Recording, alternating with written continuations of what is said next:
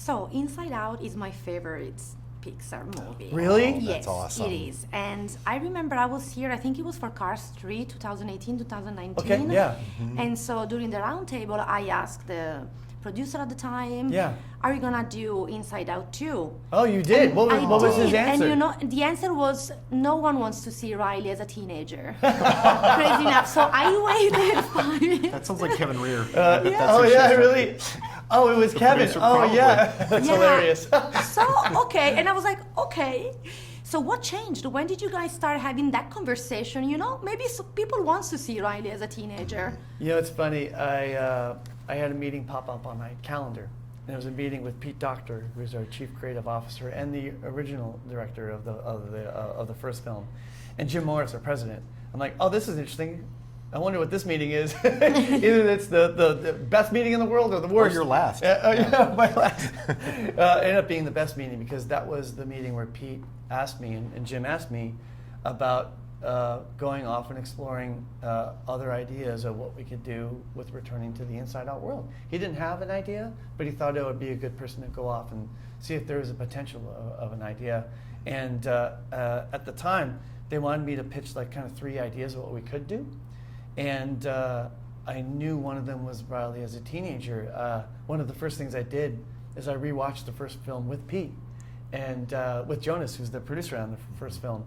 And in that screening, I realized, you know, Joy's last line at the end of the movie is, Riley's 12 now, what can happen? And I'm like, okay, well, I knew one of them would be me exploring Riley as a teenager. Mm-hmm. And it kind of came from that. So I started to research what happens in our brains at that age, and it turns out it's quite a lot. There's a lot of change. And Did so, you find an answer to that? What happened? Yeah, there's like a lot of it is, you know, our brain goes through a lot of alteration at that time.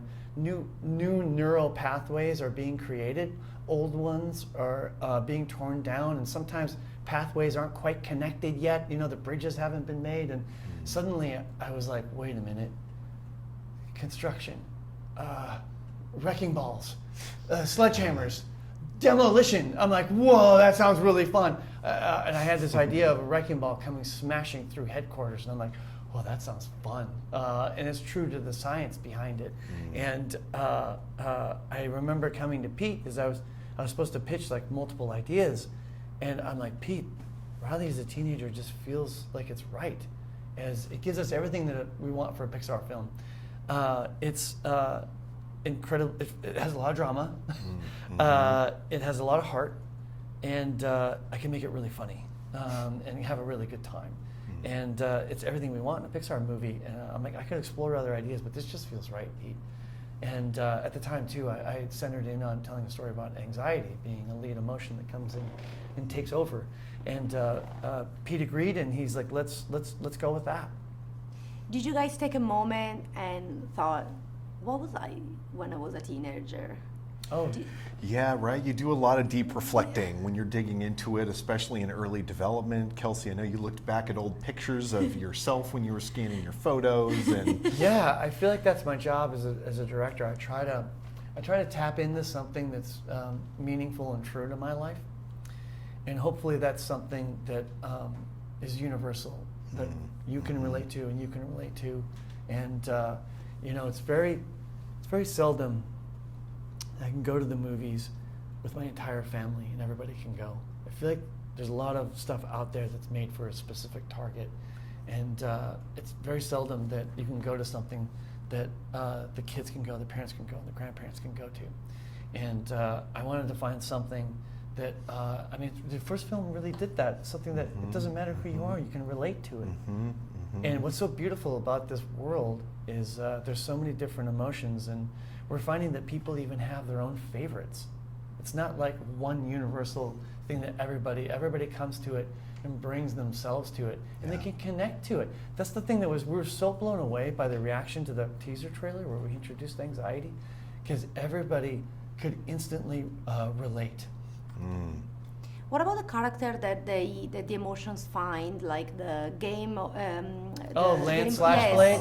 Yes, those are also universal, because we all had like the character we saw when we were very little. Yeah. You know, then, you know, the... Yes. And everybody's got their secrets, right? Yes, Everyone's got their secrets they exactly. don't want their friends to know about. Yes, and you're developing crushes at that Yes. age. And sometimes they're not even people, sometimes they're like cartoon characters or video game characters. Like in Lance's case, we're like, oh, that could be really funny. And hopefully very relatable to everybody who's has been through that age. Are we going to find out about the dark secret? Oh, you might have to check out the last 60 minutes.